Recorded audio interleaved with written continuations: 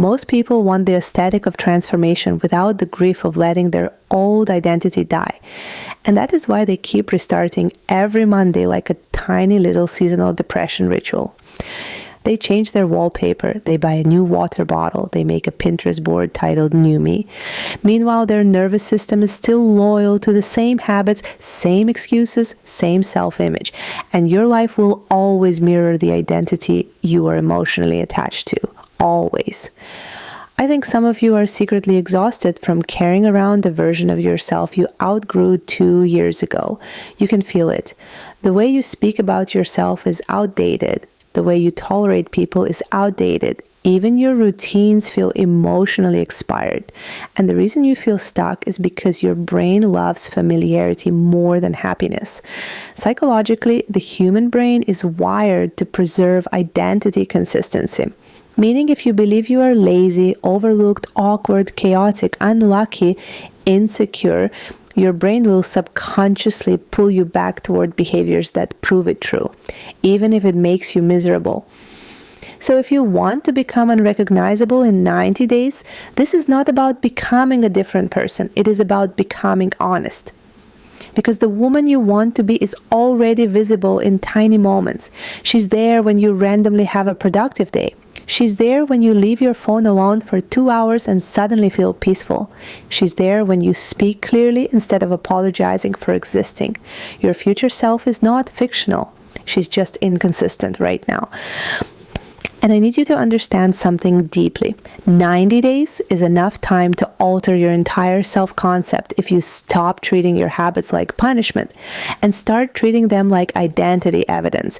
Every action you take is either voting for your future or reinforcing your past. That's it. Your life is just accumulated proof. So here's the first thing I would do. I would become extremely aware of what I consume, and I don't just mean food, I mean conversations, music, TikToks, group chats. The energy of your environment literally shapes your nervous system. There's actual psychology behind emotional contagion. Humans unconsciously absorb moods, behaviors, standards, and beliefs from repeated exposure. Which means if you surround yourself with people who normalize chaos, complaining, insecurity, laziness, mediocrity, eventually your brain starts treating those things as safe and familiar. I became prettier when I became more protective of my mind. I became calmer when I stopped letting everybody have access to me. I became smarter when I stopped overstimulating myself every second of the day. People underestimate silence. Silence will introduce you to yourself.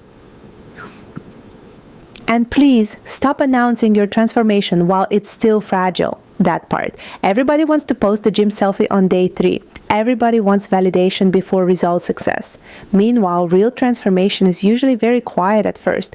It looks boring, repetitive, unimpressive. You wake up, you do the habits, you keep promises to yourself, you disappear a little. Then one day, people start saying something about you changed, and they can't fully explain it. That is the goal.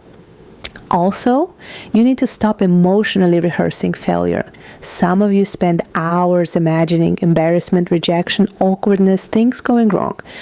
Your body cannot tell the difference between vividly imagined fear and reality. So you're literally training your nervous system to expect disappointment. Start rehearsing your power instead. See yourself handling things well. See yourself being admired, calm, disciplined, desired, capable. The brain adapts to repeated mental imagery. Athletes do this constantly. High performers do this constantly. And somehow girls will visualize text messages more than they visualize success. Interesting. Another thing that changes people fast: standards, not motivation, standards. Because motivation is emotional. Standards are identity-based. When your standards rise, certain behaviors start feeling embarrassing to you naturally. You stop chasing people who barely like you because your self-respect becomes stronger than your loneliness. You stop neglecting your body because feeling sluggish no longer matches your self-image. You stop saying, "I'm trying," and start saying, "I don't do that anymore." Tiny language shifts matter. Your brain listens to you.